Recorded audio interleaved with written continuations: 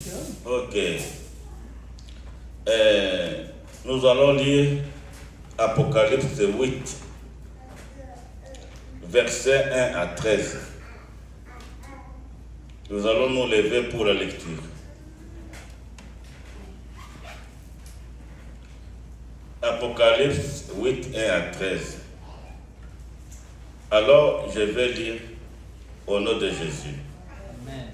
Quand il ouvrit le septième sceau, il y eut dans le ciel un silence d'environ une demi-heure. Et je vis les 7 anges qui se tiennent devant Dieu, et ces trompettes leur furent données. Et un autre ange vint, et il s'éteint sur l'autel, ayant un encensoir d'or. On lui donna beaucoup de parfums, afin qu'il les offrit avec les prières de tous les saints sur l'autel d'or qui est devant le trône. La fumée des parfums monta avec les prières des saints dans la main de l'ange devant Dieu. Et l'ange prit l'encensoir, le remplit de feu de l'autel et le jeta sur la terre. Et il y eut des voix, des tonnerres, des éclairs et des tremblements de terre. Et les 7 anges qui avaient les 7 trompettes se préparèrent à sonner. Le premier sonna dans la trompette, et il y eut dans la grêle et du feu mêlé de sang qui fut jeté sur la terre. Et le tiers de la terre fit brûler, et le tiers des arbres fit brûler, et toute herbe verte fit brûler. Le second ange sonna dans la trompette, et quelque chose comme une grande montagne embrasée par le feu fut jeté dans la mer, et le tiers de la mer devint du sang. Et le tiers des créatures qui étaient dans la mer et qui avaient vie mourut, et le tiers des navires périt. Le troisième ange sonna la trompette, et il tomba du ciel une grande étoile ardente comme un flambeau, et elle tomba sur le tiers des fleuves et sur les sources des eaux. Le nom de cette étoile est Absinthe, et le tiers des eaux fit changer en absinthe, et beaucoup d'hommes moururent par les eaux parce qu'elles étaient devenues amères. Le quatrième ange sonna de la trompette, et le tiers du soleil fut frappé, le tiers de la lune et le tiers des étoiles, afin que le tiers en fût obscurci, et que les jours perdus un tiers de sa clarté, et la nuit de même. Je regardais et j'attendis un aigle qui volait au milieu du ciel, disant d'une voix forte: Malheur, malheur, malheur aux habitants de la terre, à cause des autres sons de la trompette des 3 anges qui vont sonner. Amen. Amen. Alors nous pouvons nous asseoir. Nous pouvons nous asseoir maintenant. Comme vous le savez, nous sommes en train d'étudier le livre de l'Apocalypse. Le mois passé, nous avons commencé à parler du trône des 24 vieillards et même des 4 êtres vivants. Cela nous a amené à parler maintenant des sceaux de l'Apocalypse. Et il nous restait à voir le 7e sceau. Et c'est le 7e sceau que nous allons commencer aujourd'hui. Et cela va nous prendre quelques semaines.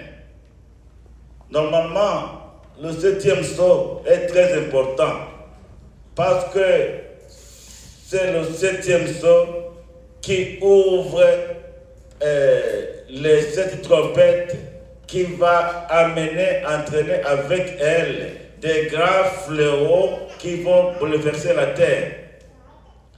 Alors, au chapitre 6, l'agneau avait ouvert les 6 premiers sceaux qui fermaient le livre scellé dans lequel était consigné le jugement de Dieu. Et maintenant, le temps est venu pour l'agneau d'ouvrir le 7e sceau. Ainsi, avec le 7e sceau, le livre scellé de l'Apocalypse est complètement ouvert. Et tout ce qui est dedans peut être lu, tout ce qui est dedans peut être mis à la disposition des croyants pour les lire. C'est pourquoi aujourd'hui, nous pouvons lire le livre de l'Apocalypse parce que les 7 sceaux ont déjà été brisés et nous pouvons essayer de pénétrer la révélation de Dieu qui avait été cachée pendant des siècles. Ainsi, le livre scellé nous livre beaucoup de secrets que Dieu avait livrés ou bien révélés à Daniel dans l'Ancien Testament. Quand nous lisons Daniel chapitre 9, versets 4 et 9, Dieu avait déjà révélé tout ce que nous lisons dans l'Apocalypse au prophète Daniel. Alors, par exemple, au chapitre 4, Daniel a demandé des éclaircissements quand est-ce que ces prophéties allaient s'accomplir. Alors, en Daniel 12, chapitre 4, Dieu avait dit à Daniel, au verset 4, « Toi, Daniel, tiens secrète ces paroles et scelle le livre jusqu'au temps de la fin. » Alors Daniel a insisté pour pouvoir comprendre quand est-ce que les prophéties vont s'accomplir. Alors, le Seigneur a dit à Daniel, Daniel va au verset 9, car les paroles seront tenues secrètes et scellées jusqu'au temps de la fin. Alors, avec la venue de Jésus sur la terre, nous sommes entrés en même temps dans les temps de la fin. Les derniers temps ont été inaugurés par la venue de Jésus sur la terre. Mais alors, avec la venue de Jésus sur la terre, Jésus n'a pas révélé complètement le contenu du livre scellé. Mais quand nous lisons Matthieu 24, il a essayé d'effleurer un peu le contenu de ce livre en quelques lignes. Mais il n'a pas touché vraiment la substance du contenu de ce livre. Alors ici, le temps est accompli, où de nombreux événements annoncés vont s'accomplir à la lettre. Dans les versets 1 à 5, qui vont nous occuper pendant ce court message de ce matin, j'ai relevé quatre éléments sur lesquels je vais insister. Premier élément, le silence d'environ 10 demi-heures dans le ciel. Le silence d'environ 10 demi-heures dans le ciel. Les 7 anges devant Dieu, l'ange sur l'autel, la fumée des parfums et l'encensoir rempli de feu. Bien-aimés dans le Seigneur, ce n'est pas toujours très facile de comprendre le livre de l'Apocalypse. Mais avec l'aide de Dieu et par la révélation du Saint-Esprit, nous parvenons quand même à essayer de comprendre un peu. Au verset 1, nous lisons, il y eut un silence d'environ une demi-heure. Je ne sais pas comment imaginer. C'était un silence à couper le souffle. Un silence dans le ciel. C'est-à-dire que dans le ciel, rien ne bougeait. Alors, et sur la terre, qu'est-ce qui s'est passé? Qu'est-ce que ça symbolise? Le silence dans le ciel. Bien-aimés, nous sommes ici en présence d'un silence qui précède la tempête, en présence d'un silence qui précède la catastrophe, en vue de ce qui va se passer sur la terre. Notons ici que le silence dit demi-heure est un silence symbolique. Ce n'est pas la demi-heure physique ou bien la demi-heure de 30 minutes. C'est symbolique.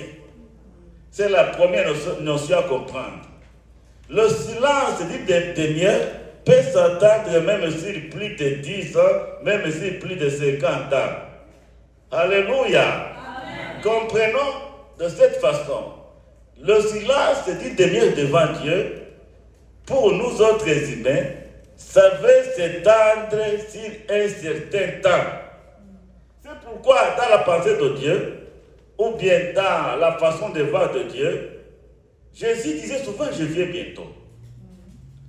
Mais il dit, je viens bientôt dans la perspective divine. Ce n'est pas dans la perspective humaine. Et alors, cela a beaucoup mélangé les premiers chrétiens. Par exemple, quand nous lisons les évangiles, dans Acte 1, quand Jésus montait au ciel, les anges avaient dit aux disciples, comme vous voyez Jésus monter au ciel, de la même façon vous le verrez revenir. Cela a beaucoup mélangé les disciples. Les disciples ont commencé à attendre que Jésus allait revenir au cours de leur génération.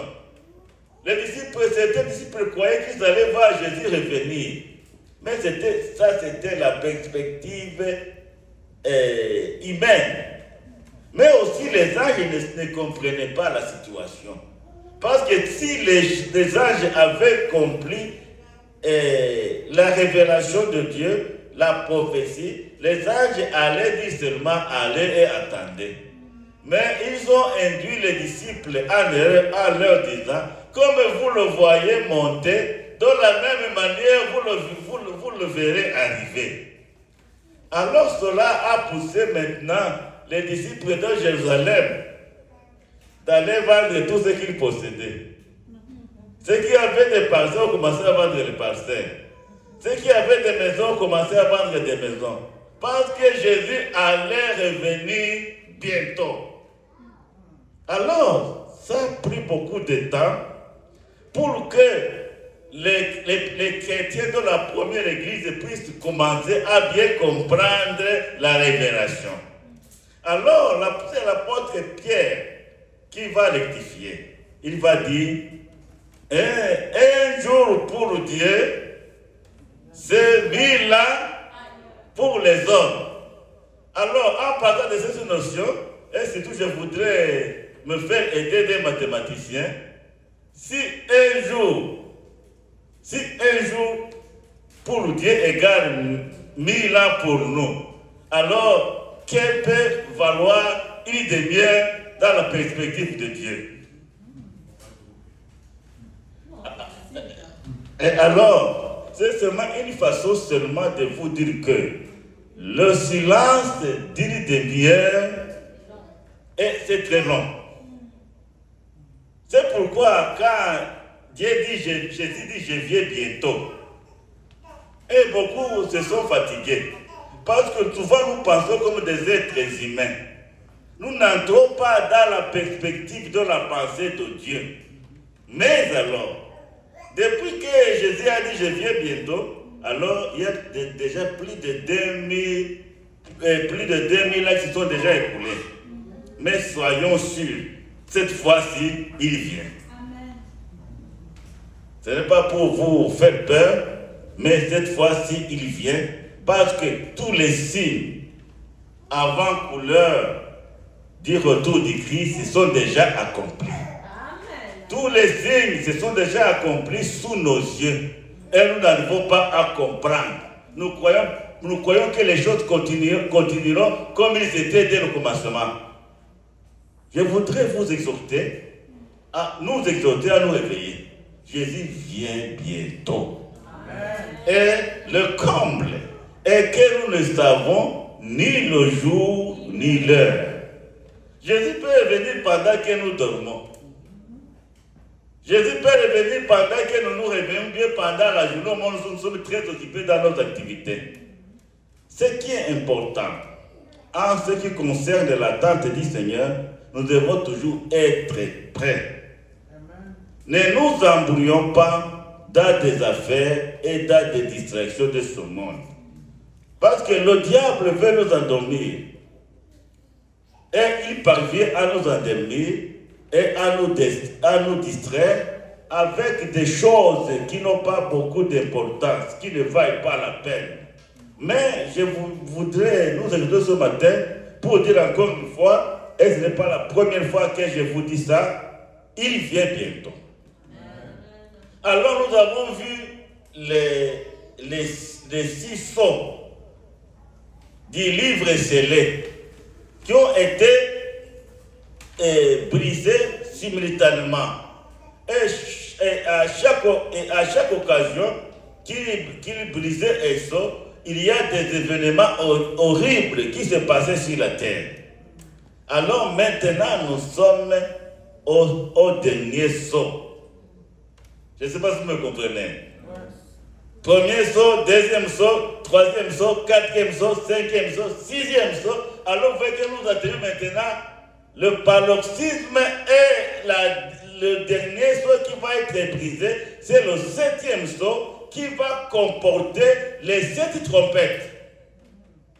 Alors, les 7 trompettes vont s'amener avec des 7 grands fléaux dans l'Apocalypse. Alors, ça fait peur, mais comme je vous le dis souvent, le 7e trompette ne nous trouvera pas ici. L'église serait déjà enlevée. Et c'est ça l'assurance des chrétiens. Combattons un bon combat et soyons toujours fidèles pour qu'au moment de l'enlèvement, nous puissions être enlevés, les premiers. Et même si l'enlèvement nous trouvait déjà morts, nous puissions être ressuscités. Parce que l'apôtre de Dieu nous dit, heureux ceux-là qui prendront part à la première résurrection. Alors, revenons à notre texte. Le silence dans le ciel, ça réfère à quoi?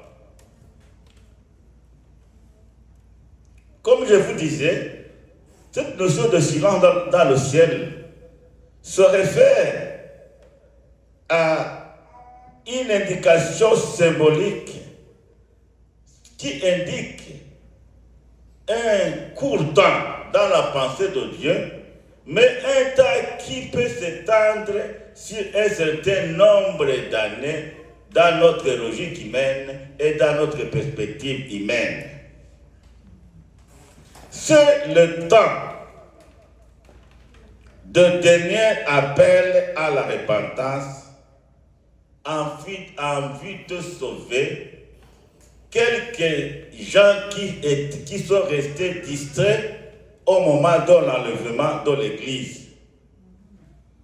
Alors, cette repentance, ce dernier appel à la repentance va concerner surtout les chrétiens des noms qui seront restés au moment de l'enlèvement.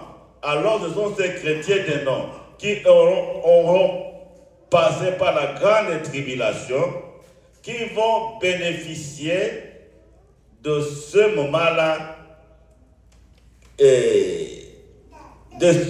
ce moment-là que j'appelle souvent la dernière chance.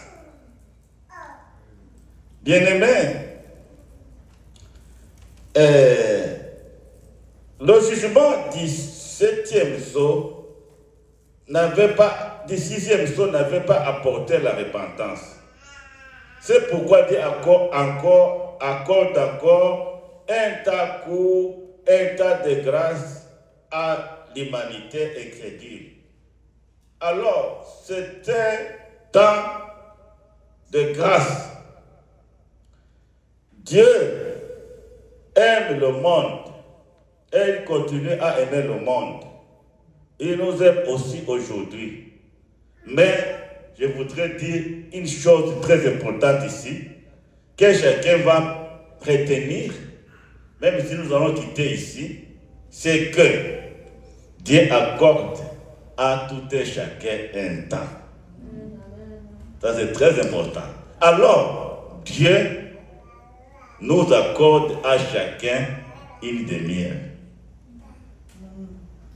Alléluia. Amen. Une demi-heure. Bien-aimé, le temps ne nous appartient pas. Le temps appartient à Dieu. Et Dieu nous accorde à chacun un temps. Alors, il y a lieu de se poser la question. Comment sommes-nous en train d'utiliser ce temps de grâce, notre demi-heure que Dieu nous accorde? Le temps de Dieu, Dieu nous accorde un temps. Et c'est très important de savoir et de bien utiliser ce temps. Dieu accorde à chacun un temps, une seconde chance. Et l'apôtre Paul, dans 2 Corinthiens chapitre 6, verset 1 à 2, il appelle ce temps le temps favorable. Le temps favorable. Pas qu'il y aura un temps qui ne sera pas favorable. 2 Corinthiens 6, verset 1 à 2, l'apôtre nous dit en ces termes. Puisque nous travaillons avec Dieu, nous vous exhortons à ne pas recevoir la grâce de Dieu en vain. Car au temps favorable, je t'ai exaucé. Au jour du salut, je t'ai secouru. Voici maintenant le temps favorable. Voici maintenant le jour du salut. Amen. Voici maintenant le temps favorable. Bien-aimés dans le Seigneur,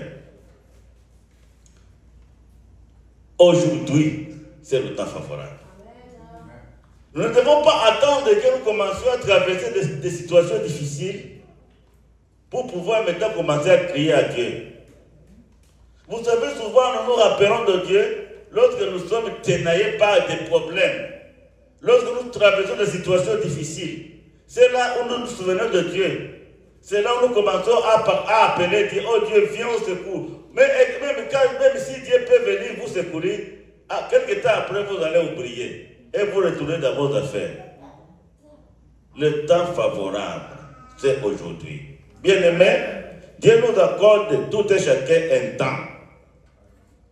Et je vais me parler de ce temps que Dieu nous donne, de notre demi-heure. L'apôtre Paul nous rappelle que nous sommes bénéficiaires de la grâce de Dieu. Ici, l'apôtre Paul cite Ésaïe 49, verset 8, où il présente le temps que Dieu nous donne comme un temps favorable de Dieu. Un temps où les hommes et les femmes peuvent recevoir le salut, peuvent entrer en communion avec Dieu, peuvent faire tout avec Dieu pour pouvoir bénéficier des promesses de Dieu et pouvoir entrer un jour dans son royaume. C'est une occasion que chacun doit saisir sans tarder. L'occasion de soigner la communion avec Dieu, l'occasion de chercher la face de Dieu, l'occasion de mener une vie qui honore Dieu, une vie de fidélité, de sanctification. Bien-aimés, comme je viens de le dire, Dieu nous accorde tous une demi-heure ou un temps pour faire quelque chose. Je voudrais ici que vous me prêtiez vos oreilles. Dans notre demi-heure que Dieu nous accorde sur cette terre, nous devons faire 5 choses. Premièrement, dans notre demi-heure que Dieu nous donne, il nous donne un temps pour nous repentir.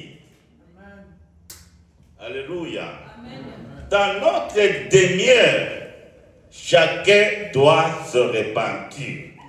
Chacun doit abandonner le péché. Chacun doit fuir le mal. Chacun doit aimer Dieu. Chacun doit se consacrer à Dieu. Voilà la première chose. Un temps pour se repentir. Dieu nous donne notre demi-heure pour, premièrement, nous repentir. Deuxièmement, Dieu nous donne notre demi-heure pour le chercher. Le temps pour chercher Dieu. Jérémie 29, 13 nous dit, vous me chercherez et vous me trouverez si vous me cherchez de tout votre cœur. Ici, chercher Dieu de tout son cœur, c'est ce qui nous manque, nous les gens du 21e siècle. Chercher Dieu de tout son cœur, vous savez, nous ne pouvons pas tromper Dieu. Et chercher Dieu de tout son cœur, ce n'est pas seulement venir à l'église. Hein. Non, non. Chercher Dieu de tout son cœur, c'est se consacrer à lui, esprit, vie et corps. Vous cherchez Dieu, et Dieu dit, vous me chercherez, et vous me trouverez, si vous me cherchez de tout votre cœur. Une petite question que je peux poser à chacun de nous. Est-ce que nous avons déjà trouvé Dieu? Avons-nous déjà trouvé Dieu? Nous sommes très paresseux. Nous sommes très paresseux. Nous croyons que être appelé chrétien, ça suffit. Ça ne suffit pas. Quand on commence à croire en Dieu, c'est un grand voyage. Un grand voyage qui nous amène dans une autre destination, qui nous élève avec le temps dans le sphère, dans la dimension surnaturelle où nous arrivons à avoir une communion intime avec Dieu. Chercher Dieu. Et les prophètes de l'Ancien Testament ont été déçus. Et ils ont dit des fois dans les prophéties, personne ne cherche Dieu. Et aujourd'hui, je ne sais pas si je me trompe, si je dis que personne ne cherche Dieu, mais quand même, pour ne pas exagérer, il y a des gens qui cherchent Dieu. Il y a des gens qui cherchent Dieu. Mais autrefois, le prophète disait, personne ne cherche Dieu. Vous savez, dans la foi, il y a eu quand même certaines évolutions. Avec la venue du Saint-Esprit, qui est venu élire domicile dans nos vies, il y a eu un changement. Alors, tu ne peux pas chercher Dieu comme il faut si tu n'es pas rempli du Saint-Esprit. C'est le Saint-Esprit qui établit cette communion, qui donne la soif de chercher Dieu. Alléluia. Amen. Chercher Dieu. Aujourd'hui, quand même, nous cherchons Dieu. Amen. Bien que, autrefois, ils n'avaient pas le Saint-Esprit qui les aidait à braver les tentations du moment. Ils étaient seulement seuls, mais nous sommes soutenus par le Saint-Esprit. Si nous obéissons à la parole de Dieu, nous allons trouver Dieu. Parce que Dieu se manifeste dans sa parole. Si nous mettons la parole de Dieu en pratique, nous allons trouver Dieu. Nous allons trouver Dieu. C'est très important. Vous savez, Dieu n'est pas quelqu'un de matériel, où tu peux rencontrer quelque part dans un coin, celui-ci c'est Dieu. Non, ce n'est pas ça. Dieu est plus que ce que nous imaginons. Dieu s'est manifesté autrefois par sa parole, la parole qu'il a utilisée pour créer, la parole qu'il a utilisée pour faire tout ce qu'il a fait. Cette parole que nous avons dans l'Ancien Testament, c'était une parole de Dieu. Mais avec l'Ancien Testament, la révélation n'était pas encore complète. Dieu s'est révélé d'abord à nous par sa parole dans l'Ancien Testament, par les anges, par les prophètes. Mais dans les derniers temps, Dieu s'est révélé à nous par Jésus-Christ. Jésus-Christ qui est venu briser le mur de séparation qui nous éloignait de Dieu. Et il a brisé tout à la croix. Lorsqu'il a dit tout est accompli. La différence, le mur de séparation qui faisait que Dieu soit très éloigné de nous a été brisé. Et chacun peut entrer en communion avec Dieu. Alors, chercher Dieu aujourd'hui veut seulement dire obéir à sa parole et mener une vie de sanctification parce que Dieu est saint. Et tous ceux qui s'approchent de Dieu doivent mener une vie sainte. Comme l'apôtre Dieu nous dit dans 1 Pierre chapitre 1 verset 15-16, comme celui qui vous a appelé est saint, vous aussi soyez saints dans votre conduite. Le prophète Jérémie dit, vous me chercherez et vous me trouverez si vous me cherchez de tout votre cœur. Et ça, c'est très important. Le temps de chercher Dieu, mais c'est aussi notre demi-heure nous est donné aussi pour prier et invoquer Dieu. La prière aujourd'hui. Je ne sais pas quel temps nous consacrons à la prière. Quel temps consacrons-nous à la prière dans notre vie de tous les jours? Dieu nous a accordé notre demi-heure pour nous consacrer à la prière. Jérémie 29, 12. Jérémie 29, 12 nous dit, Jérémie 29, 12 dit, vous m'invoquerez et vous partirez. Vous me prierez et je vous exaucerai. Ça, c'est très important. Nous avons un temps pour prier, pour invoquer Dieu. Ça, c'est très important. Notre temps, comment gérons-nous notre temps?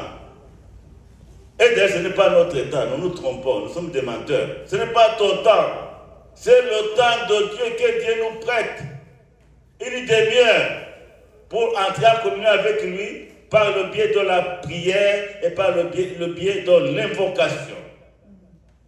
Et ça, c'est très important.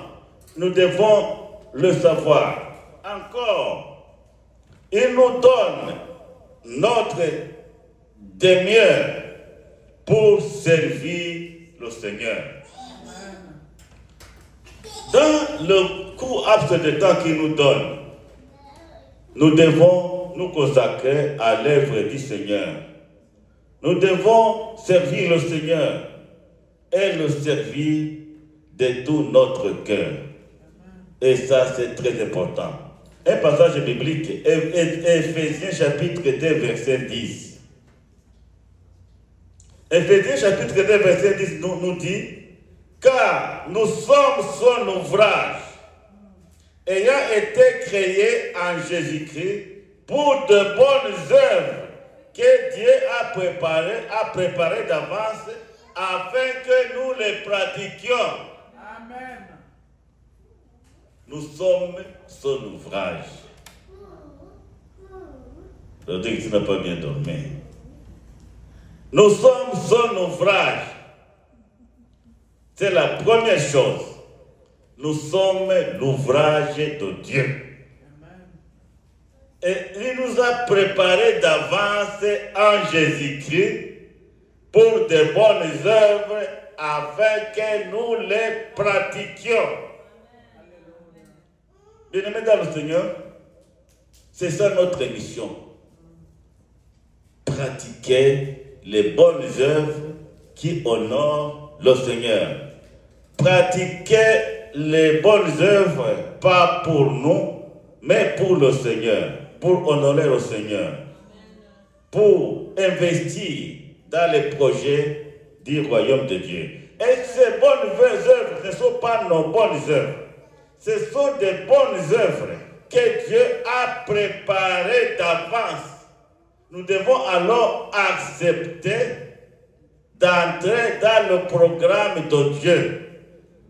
Acceptons d'entrer dans le programme de Dieu et d'accomplir les bonnes œuvres qu'il a préparées d'avance pour nous. Il y a beaucoup de gens qui ne savent pas comment servir le Seigneur. Et c'est dommage. Mais je voudrais te révéler ce matin que Dieu nous a créés et a préparé de bonnes œuvres pour nous, qu'il a préparé devant sa Christ, afin que nous les pratiquions. Alors, quelqu'un peut-il me dire la première bonne œuvre que nous pouvons faire? L'amour. Mon tu disais quoi? La repentance. Oui, ça peut aussi être une bonne œuvre. Mais il y a la première œuvre bonne que chacun doit faire. C'est aimer Dieu. Amen. Aimer Dieu, pas de cet amour vulgaire que nous chantons souvent, mais que même les musiciens mondains chantent l'amour, mais c'est l'amour agapé. Un amour qui donne et se donne, qui se consacre à Dieu. C'est pourquoi Jésus avait dit, tu aimeras le Seigneur, ton Dieu, de tout ton cœur, de toute ton âme, de toute ta force et de toutes tes pensées. Deuxième bonne œuvre que Dieu a préparée d'avance pour nous afin que nous la pratiquions, c'est l'amour du prochain. Parce que tu ne vas pas prétendre aimer Dieu que tu n'as pas encore vu en négligeant ton prochain. Et ça, c'est très important. Et quand nous parlons de l'amour du prochain, souvent nous ne comprenons pas. Aimer quelqu'un, ce n'est pas seulement lui donner des choses. Tu peux aimer quelqu'un sans rien lui donner. Un bon sourire qui vient du cœur. S'exprime aussi cet amour-là, divin qui est en toi. Tu peux aimer quelqu'un par simple salutation. Mais malheureusement, il y a des salutations qui sont vides. Il y a des sourires qui sont vides. Par exemple, les Québécois ont été éduqués dans la culture de faire des sourires hypocrites. Même s'il te hait, il va essayer de sourire. Ce n'est pas ça l'amour. L'amour est plus que ça. L'amour nous pousse très loin. L'amour nous pousse même à nous sacrifier pour quelqu'un. Alléluia. Amen. Souvent, nous avons des contes en Afrique où on parle d'une maman et de son enfant. L'enfant était couché dans la maison et la maison avait pris feu. Alors, la maman s'est précipitée dans le feu pour aller sauver son fils. Et quand son fils grandissait, il ne pouvait pas digérer le visage de sa maman qui avait été brûlé par le feu. Des cicatrices là bizarres. Et alors souvent, quand on invitait, il ne pouvait pas même accepter que sa maman puisse l'accompagner quelque part. Et quand on lui demandait où est ta maman, c'est ça ta maman, il disait non, ce n'est pas ma maman. Alors, un jour est arrivé où la maman a fait asseoir son fils. Et il a dit à son fils, mon fils, tu vois, toutes ces cicatrices que je porte, c'est à cause de toi. Au moment où notre case était en train de brûler, je me suis jeté dans le feu pour te sauver. Alors voici ça l'amour. L'amour s'oublie. L'amour renonce à soi-même pour l'intérêt de quelqu'un d'autre. C'est ce que aussi Dieu a fait. Amen. Dieu avait son fils unique, un seul fils. Un seul fils, alors qu'est-ce qu'il a fait? Il a dit maintenant, allez, va sauver le monde. Et Dieu savait qu'on allait tuer son fils. Vous croyez que Dieu ne savait pas? Dieu savait que les gens du monde, avec leur méchanceté, ils savaient qu'ils avaient tué son fils unique. Mais Dieu savait que c'est le seul chemin pour pouvoir sauver le monde. Amen. Et ça, c'est très important. Alors, il y a des bonnes œuvres. Des œuvres que nous accomplissons sans espérer rien. Des œuvres que nous accomplissons pour rien. Il y a quelqu'un qui peut te faire une chose en espérant que peut-être demain toi aussi tu vas lui rendre le pareil. N'est-ce pas la logique de ce monde? Il y a même des gens qui n'acceptent pas qu'on leur fait des cadeaux. Bien aimé, le cadeau est un poison. Le cadeau est un instrument d'asservissement. Oui, il y a des gens qui font des cadeaux vraiment avec tout leur cœur. Mais il y a d'autres qui font des cadeaux empoisonnés. C'est pourquoi on dit c'est un cadeau empoisonné. Quelqu'un te donne un cadeau pour pouvoir t'attraper quelque part ou bien pour pouvoir t'asservir davantage, t'avoir et te mettre dans sa poche. Et ce que je dis ici est très important. Dieu nous accorde un temps, une demi-heure pour pratiquer des bonnes œuvres. Les bonnes œuvres qu'il a préparées d'avance pour nous en Christ afin que nous les pratiquions. Quatrièmement, cinquièmement, Dieu nous donne encore une demi-heure. Je dis cinquièmement, j'avais prononcé 4 éléments et j'ajoute le 5e élément. Dieu nous accorde encore une demi-heure pour le glorifier. Amen. Pour le louer et l'adorer. Bien-aimés dans le Seigneur, si nous n'apprenons pas à louer et adorer Dieu ici sur terre, parce qu'au ciel, il n'y a pas d'autres œuvres. Au ciel, nous allons nous concentrer seulement à la louange et à l'adoration. Même au ciel, il n'y aura pas de prière. Tu vas me dire, pasteur, tu comprends ce que tu dis là? Non, il n'y aura pas de prière au ciel. Pas de prière au ciel. Mais au ciel, nous allons nous consacrer à la louange et à l'adoration, à l'instar des 24 vieillards que nous avons déjà lus et des 4 êtres vivants. Amen. Apprenons à adorer le Seigneur. Prenons souvent du temps pour adorer le Seigneur. C'est aussi un ministère. Pas seulement à l'église, mais aussi dans notre vie, dans nos dévotions personnelles. Prenons du temps pour adorer. Parce que Dieu nous a accordé ce temps pour le louer et l'adorer. Même dans des situations difficiles. Louons Dieu et adorons Dieu. Parce que dans l'adoration et la louange, a une grande puissance. Beaucoup de gens ont été libérés et délivrés par la puissance de la louange. Un seul exemple dans le Nouveau Testament que nous trouvons, c'est Paul et Silas en prison. Ils avaient été battus, ils avaient été tabassés, mais alors, pendant la nuit, avec des blessures qui les faisaient mal, ils ont commencé à louer et à adorer Dieu. Et en même temps, qu'est-ce qui s'est passé? Le miracle s'est produit et les chaînes se sont brisées.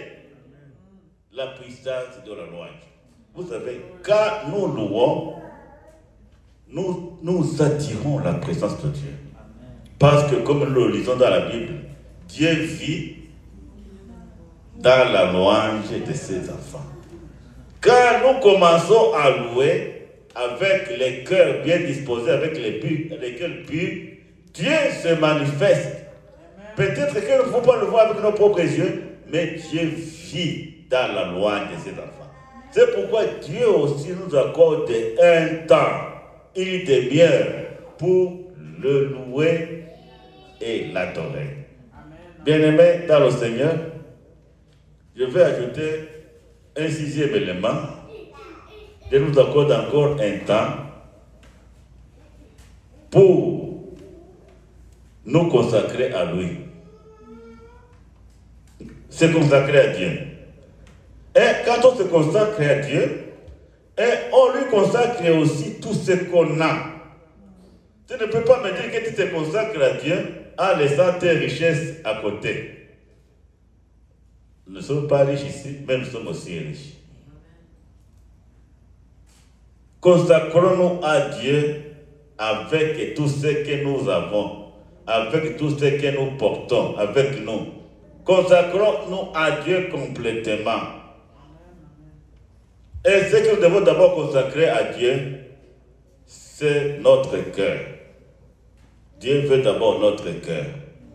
Quand Dieu a déjà acquis notre cœur, les autres choses vont suivre. N'est-ce pas, Kachim? Tu me suis bien? Hein? Tu me suis bien. Et ça, c'est très important. Alors, j'ai parlé du premier point. Une demi-heure de silence dans le ciel. Dieu aussi nous accorde une demi-heure, qui n'est pas une demi-heure mathématique, mais une demi-heure symbolique. Parce que 1000 ans, et un jour pour Dieu, c'est 1000 ans pour nous. Alors, je vous ai demandé de convertir une demi-heure dans la logique, dans les mathématiques divines, pour pouvoir savoir combien d'années on peut trouver dans une demi-heure. Et ça, c'est très important. Et la semaine prochaine, je voudrais avoir la réponse. Deuxième élément, il y a 7 anges devant Dieu. Alors, pendant ce moment de silence, d'une demi-heure, les anges n'étaient pas aussi inactifs. Les 7 anges qui devraient maintenant s'investir dans le combat, pour sonner les sept trompettes, ils se sont présentés devant Dieu. Alors devant Dieu, Dieu leur a donné des instructions. Dieu leur a donné des instructions de comment ils vont se succéder dans l'action de sonner les trompettes. Et aussi, ce n'est pas écrit ici, mais je l'imagine, Dieu aussi leur a expliqué ce qui va se passer. Parce que les anges pourront avoir peur en voyant les choses qui allaient se passer sur la terre. Alors Dieu leur a donné des instructions. Dieu leur a donné aussi leur succession, comment ils vont sonner les trompettes à tour de rôle. Et il a aussi donné à ces anges d'autres notions. Parce qu'on ne sonne pas la trompette n'importe comment. Peut-être aussi que ces anges n'avaient jamais sonné des trompettes. Alors il se peut que même pendant cette demi-heure, les anges ont suivi les cours pour sonner la trompette. Tu sais, Dieu prépare tout. Dieu ne veut pas te donner un fusil pour aller tirer sans avoir appris comment tirer.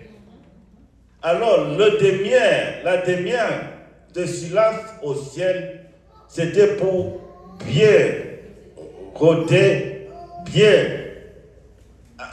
instruire les anges dans la façon dont ils vont exécuter la mission que le Seigneur allait leur donner. Troisième élément, c'est l'ange qui se présente sur l'autel. Un ange maintenant s'est présenté sur l'autel. Et cet ange qui s'est présenté sur l'autel n'est rien d'autre que Christ lui-même, l'agneau de Dieu, le souverain sacrificateur dans le sanctuaire céleste, qui intervient lui-même en faveur des saints. Alors Jésus, sur l'autel, au ciel,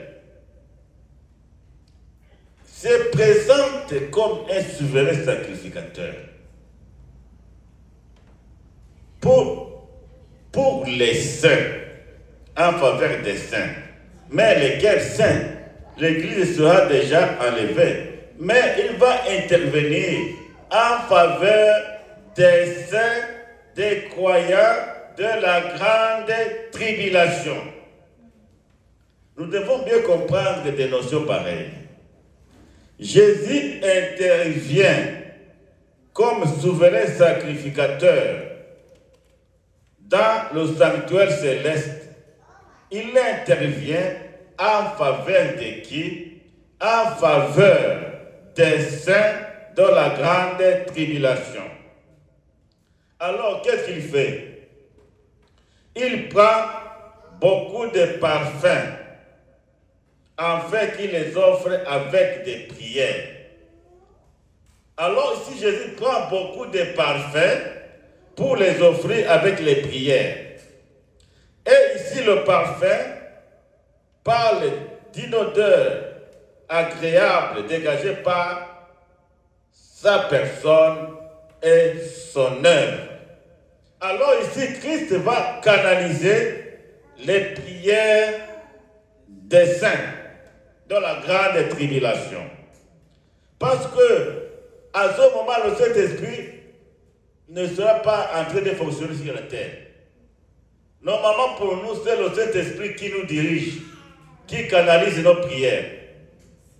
Mais alors, à ce moment-là, pendant la grande tribulation, Jésus lui-même va s'occuper de canaliser les prières des martyrs de la grande tribulation. C'est ce que nous avons lu dans Apocalypse 6. Dans Apocalypse 6, verset 9 à 11, nous avons lu quelque chose dans les semaines passées et je vais reprendre encore ce passage. Apocalypse 6, verset 9 à 11, nous lisons ceci. Quand il ouvrit le 5e sceau, j'ai vu les âmes de ceux qui avaient été immolés à cause de la parole de Dieu et à cause du témoignage qu'ils avaient rendu. Et ils criaient d'une voix forte en disant, jusqu'à quand Maître saint et véritable, tardes-tu à juger, à tirer vengeance de notre sang sur les habitants de la terre? Et de l'aube blanche fit donner à chacun d'eux. Et il leur fit dire de se tenir en repos quelque temps encore, jusqu'à ce que fût complet le nombre de leurs compagnons de service et de leurs frères qui devraient être mis à mort comme eux. Alors ici, c'était pour expliquer les prières que Jésus canalise. Avec les parfums, il canalise les prières des martyrs de la grande tribulation. Par exemple, au chapitre 6, verset 9 à 11, les âmes des martyrs qui avaient été immolés à cause de la parole de Dieu et à cause de leur témoignage, ces âmes étaient en train de crier. Ils pleuraient. Ils étaient sous l'autel. Ils n'étaient pas sur l'autel, mais sous l'autel. Ils ont crié en disant, Maître saint et véritable, quand est-ce que vas-tu nous venger des habitants de ce monde qui nous ont tués? Ce sont les âmes des martyrs. Ils avaient leur doléance, ils avaient leur prière. Et comme je vous avais dit la fois passée, les gens qui vont être martyrisés pendant la grande tribulation ne vont pas bénéficier du sang du Christ. Ils vont être sauvés par leur propre sang. Je ne sais pas tout me dire. Ils vont se sacrifier eux-mêmes. Ils vont se sacrifier leur corps pour Christ. Alors, c'est leur propre sang qui va leur permettre d'être sauvés. Alors, après leur mort, les âmes des martyrs étaient quelque part. Et la parole de Dieu nous dit qu'ils étaient sous l'autel. Et ils criaient jour et nuit. Oh Dieu, jusqu'à quand tu viendras nous venger sur les habitants de la terre qui nous ont tués? Alors, je ne sais pas si ces hommes étaient vraiment des chrétiens. Je ne sais pas si cette prière était vraiment une bonne prière. Parce que la parole de Dieu nous dit de prier pour nos ennemis. Mais alors, il dit, oh, jusqu'à quand il viendra nous venger notre sang pour ces habitants de la terre qui nous ont tués. Bon, je ne sais pas. Mais, il voulait quand même venger. Vous voyez, Dieu aussi qui venge. Dieu dit qu'il nous aime.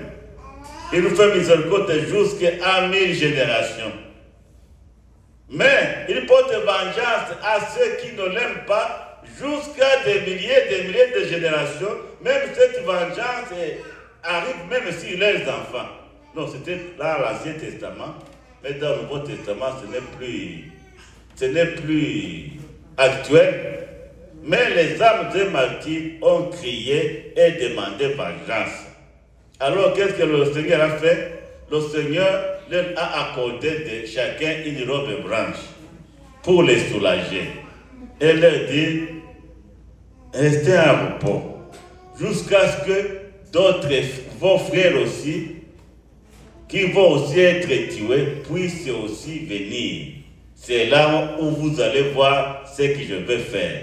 Et alors, ici maintenant, avec le 7e psaume, Dieu va commencer maintenant à venger les âmes de ces martyrs. Parce que c'est avec le 7e psaume que vraiment les fléaux de l'Apocalypse commencent au vrai sens du terme. Oui, c'est très dur de comprendre, mais c'est comme ça. Alors, avec je parlais ici je parlais ici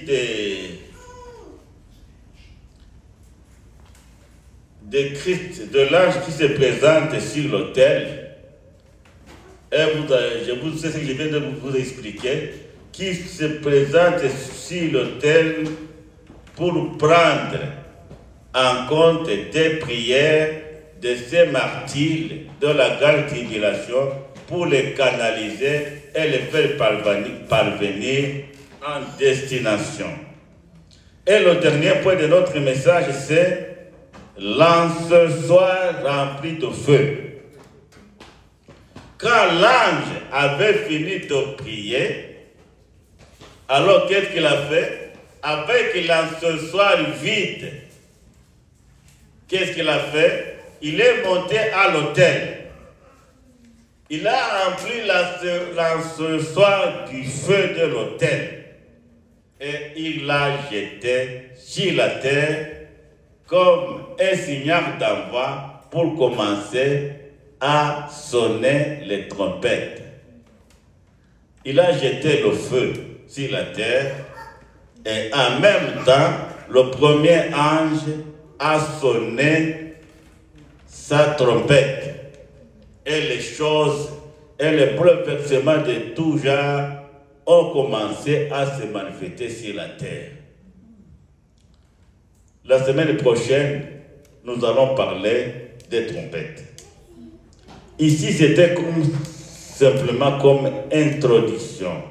Avec le 7e psaume, c'est le 7e psaume qui inaugure, qui contient aussi les 7 trompettes de l'Apocalypse.